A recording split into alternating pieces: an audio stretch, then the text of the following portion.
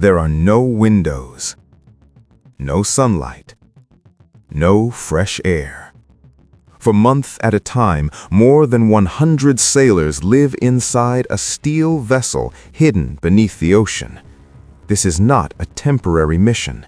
This is not a short deployment. This is life inside a United States nuclear submarine. 600 feet below the surface, surrounded by darkness and pressure strong enough to crush steel, these sailors eat, sleep, work, and prepare for war without ever being seen. They do not see the sky. They do not feel rain or wind. They do not know what the ocean looks like above them. Everything they experience exists inside a sealed steel world. To understand why crews live like this, you have to go back to the most dangerous period in human history, the Cold War. After the Second World War, the world entered a new kind of conflict, one where total war meant extinction. The United States and the Soviet Union built weapons powerful enough to destroy civilization many times over. But there was a problem. If one side launched first, the other might not survive long enough to respond. That fear created a new strategy, second strike capability. The idea was simple and terrifying. Even if your enemy attacked first, you would still be able to retaliate with overwhelming force. For that to work, your weapons had to be hidden, mobile, and impossible to eliminate in a surprise attack.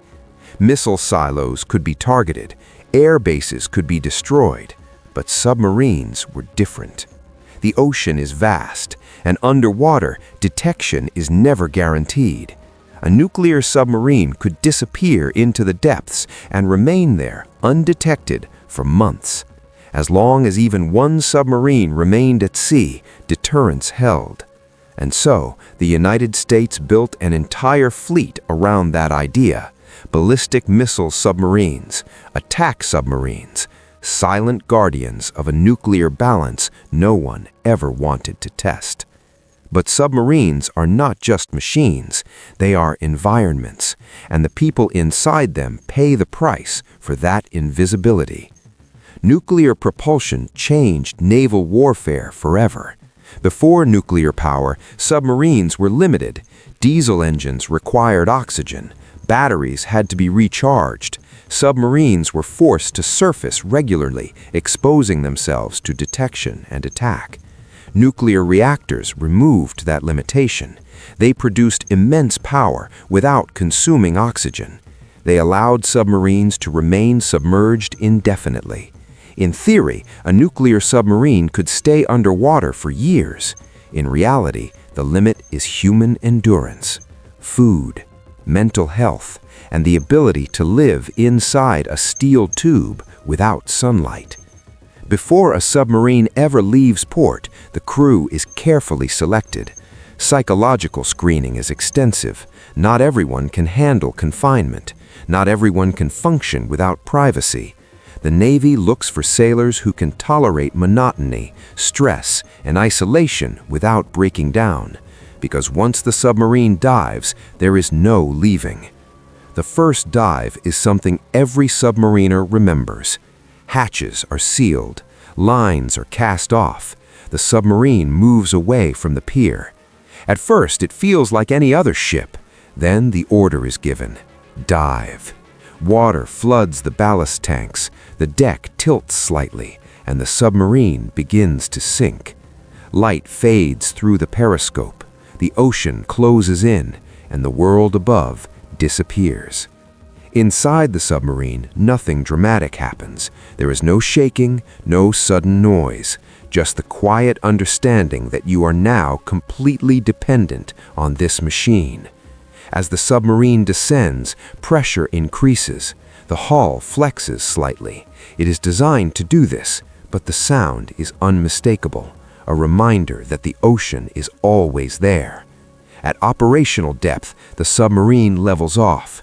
The lights remain the same. The air feels the same, but psychologically, everything has changed. There is no emergency exit. no door to fresh air. If something goes wrong, the crew must fix it themselves. Help is not coming. This understanding shapes submarine culture. Every sailor is trained beyond their primary job: damage control, firefighting, flooding response. Everyone is responsible for survival, because underwater there are no spectators, only participants. As the patrol begins, time immediately feels different. There is no sunrise to mark morning, no sunset to signal night. Artificial lighting controls the rhythm of life. The crew operates on rotating watch schedules that repeat endlessly. Sleep, work, eat, repeat. Days blur together quickly, and isolation sets in faster than most people expect. The submarine is completely silent to the outside world, but inside it is never quiet. Fans run constantly. Pumps circulate water and coolant. Electronics hum. The reactor produces a steady, almost comforting vibration. This sound becomes background noise.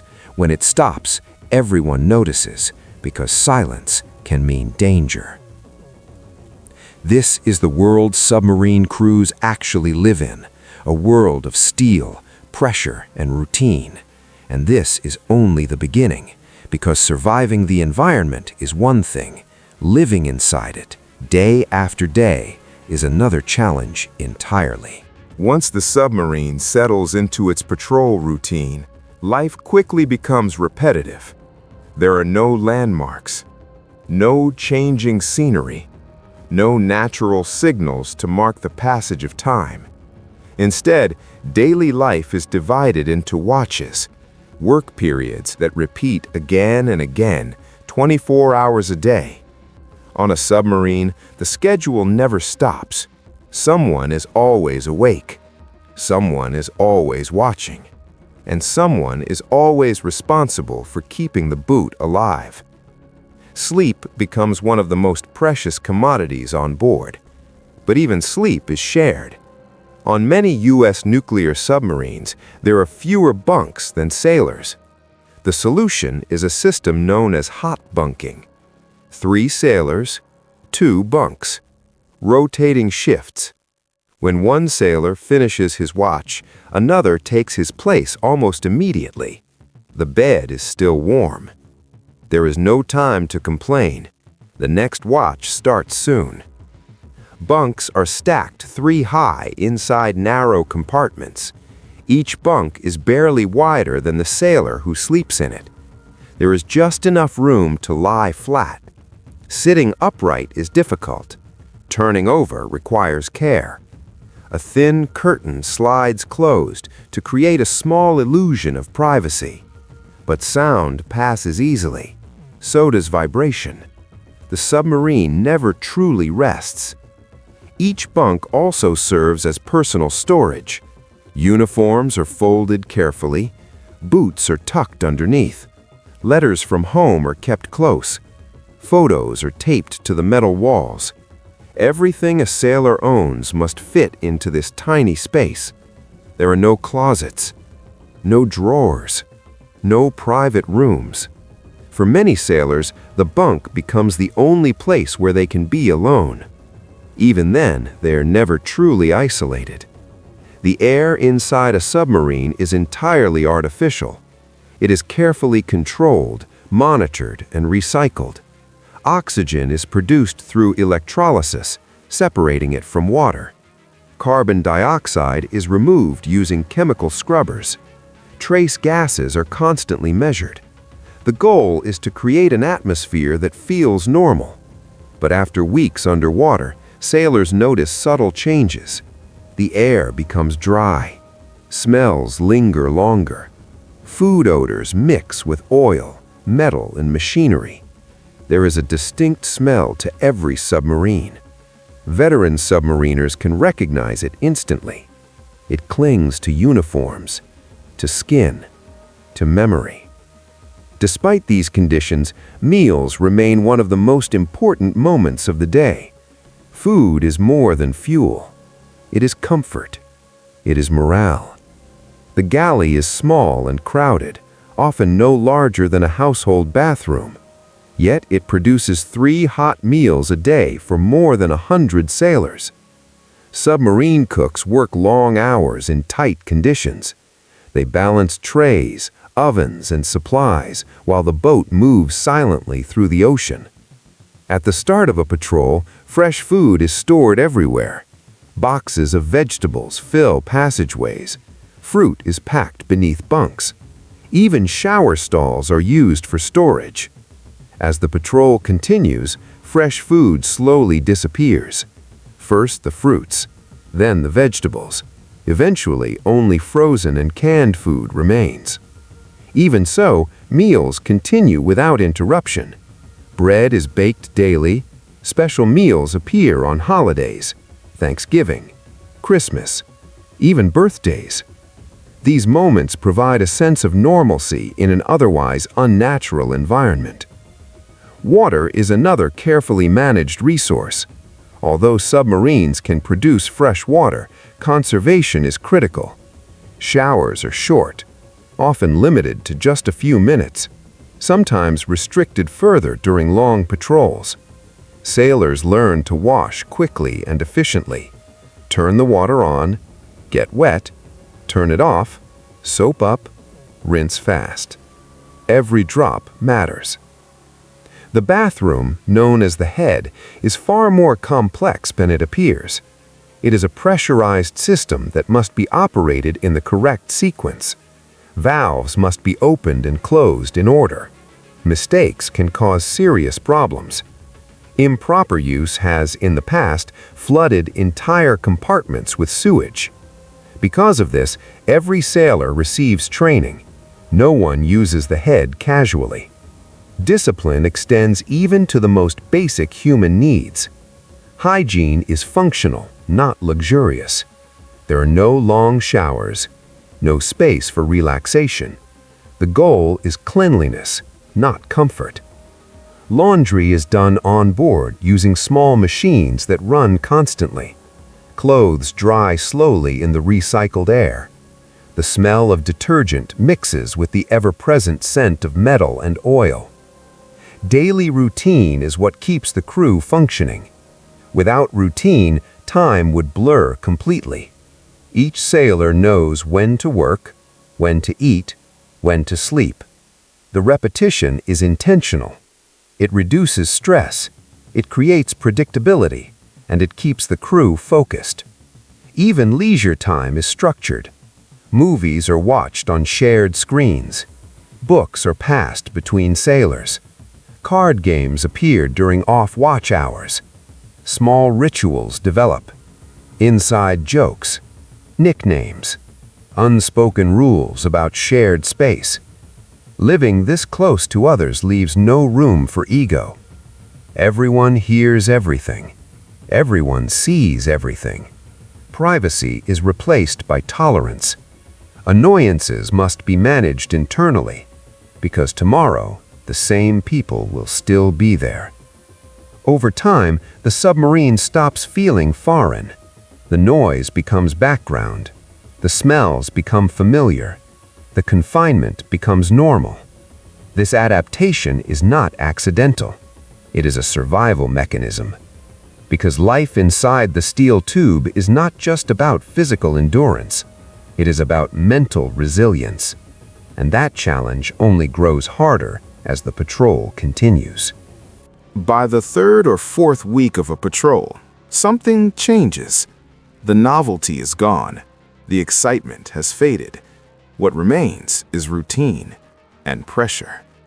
Life on a submarine is not physically dangerous most of the time, but mentally it is relentless. There is no escape from the environment, no change of scenery, no moment alone with the sky. Psychologists call this sensory deprivation. The brain evolved to experience variation, light and darkness, open space, silence and sound. On a submarine, those variations disappear. Days blur together, weeks feel shorter than they are, and time loses its normal meaning. Fatigue becomes constant. Not just physical fatigue, mental fatigue, the kind that builds quietly. Watch rotations disrupt sleep cycles. A sailor might work 6 hours, sleep 6 hours, then repeat. The body never fully adjusts. Even experienced submariners feel it. Reaction time slow, attention drifts, small mistakes become more likely. That is why discipline is absolute. Procedures exist for everything, not because sailors are careless, but because humans are human. Under stress, the brain takes shortcuts. Procedures prevent that. Every valve has a checklist. Every system has redundancy.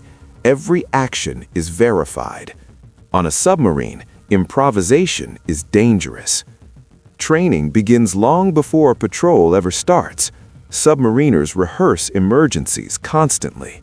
Fire, flooding, loss of power, reactor casualties. These drills are not theoretical. They are practiced until responses become automatic, because underwater there is no margin for hesitation. Fire is the most feared emergency on a submarine. There is no place for smoke to escape, no easy way to ventilate. A small electrical fire can become deadly in minutes. When a fire alarm sounds, every sailor knows their role. Some fight the fire, others isolate compartments, others monitor air quality. There is no panic. There cannot be. Panic spreads faster than smoke. Flooding is equally dangerous. The ocean outside presses inward with immense force. A failed seal, a cracked pipe, a damaged valve, any of these can allow water to enter, and water does not stop. It must be stopped immediately. Sailors train to locate leaks by sound, by touch, sometimes by crawling through darkness and smoke. These scenarios are drilled again and again, because when they happen for real, fear cannot slow the response. Living under this constant readiness affects the mind. Stress does not come in waves. It is always present, low level, persistent. Submariners learn to compartmentalize, to focus on the task in front of them, not the hundreds of tons of water above their heads. Psychological screening before submarine duty is strict. The Navy looks for people who handle stress quietly, who do not seek constant stimulation, who can coexist with others without conflict. Even so, tension builds. Small irritations become magnified. A loud voice, a careless habit, a repeated mistake. On a submarine, there is no way to walk away. Conflicts must be managed carefully. Leadership plays a critical role. Officers are trained to watch for subtle changes, withdrawal, irritability, loss of focus. Mental health is monitored quietly, because one person breaking down can affect everyone. Trust becomes the foundation of survival. Every sailor trusts the person next to them to do their job, to follow procedures, to respond correctly in an emergency. This trust is not abstract, it is personal. You sleep knowing that someone else is monitoring the reactor. You eat knowing that someone else is watching sonar. You rest knowing that someone else is standing between you and disaster. Because of this, rank matters less than competence. A junior sailor who knows his system perfectly is respected. An officer who cuts corners is not. On a submarine, credibility is earned daily. Mistakes are corrected quickly, not with anger, but with urgency, because the cost of error is shared by everyone. Over time, a unique mindset forms. Submariners become calm under pressure, methodical, precise. They learn to control fear rather than eliminate it. Fear is useful. It keeps people alert, but panic is unacceptable. This balance is drilled into every sailor, again and again, until it becomes instinct. As the patrol continues, the crew becomes tighter, jokes become darker, Communication becomes shorter.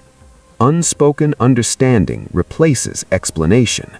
The submarine becomes a single organism, each person a vital part, each failure potentially fatal. This is the mental reality of life underwater. Not fear every moment, but constant responsibility, and the knowledge that survival depends on everyone doing exactly what they were trained to do. While daily life on a submarine is defined by routine, the purpose of that routine is anything but ordinary. U.S. nuclear submarines are not simply ships, they're strategic weapons. Their very existence shapes global politics. Some submarines are built to hunt, others are built to listen, and some are built to ensure that nuclear war never begins. Ballistic missile submarines carry weapons powerful enough to destroy entire nations. Each missile holds multiple warheads, each warhead more destructive than the bombs dropped in World War II. Yet these weapons are designed never to be used. Their mission is deterrence, to remain hidden, undetected, ready. As long as these submarines exist at sea, no enemy can be certain of eliminating America's ability to respond. That uncertainty is the point. Attack submarines serve a different role. They track enemy vessels, shadow other submarines, gather intelligence, and if necessary, strike first. They are hunters in an environment where visibility is measured in sound, not sight. On patrol, much of the crew's work is invisible. Sonar operators listen to the ocean constantly. They learn to recognize individual ships by sound alone. The rhythm of a propeller, the whine of a pump, the subtle signature of another submarine miles away. This work requires intense concentration. Hours can pass in near silence, no movement, no conversation, just listening. Decisions made here can have enormous consequences. A misidentification, a delayed report, a single mistake. That is why training never stops. Even on patrol, drills continue. Simulated contacts, simulated attacks, simulated emergencies. The crew must be ready at any moment. Despite the weapons on board, most patrols are quiet, uneventful, monotonous, and that is considered success. A patrol where nothing happens is a patrol where deterrence worked. No missiles launched, no torpedoes fired, no names written into history. This is the paradox of submarine service. The better the crew performs, the less anyone ever hears about it. As weeks turn into months, thoughts begin to shift. Sailors think about home, about families, about life above the surface. Messages from home arrive late and filtered. Bad news is often delayed. Good news arrives without context.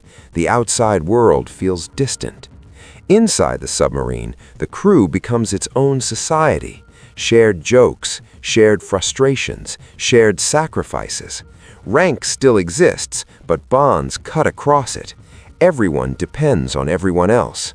This creates a brotherhood unlike any other. Not loud, not emotional, but deep. A quiet trust forged under pressure. When a submarine finally returns to port, the transition is jarring. The hatch opens, fresh air rushes in, sunlight floods compartments that haven't seen it in months. Sailors blink, squint, the world feels too large, noise is overwhelming, colors feel sharp, the sky seems impossibly wide. Families wait on the pier, reunions are brief but intense, months of separation collapse into moments.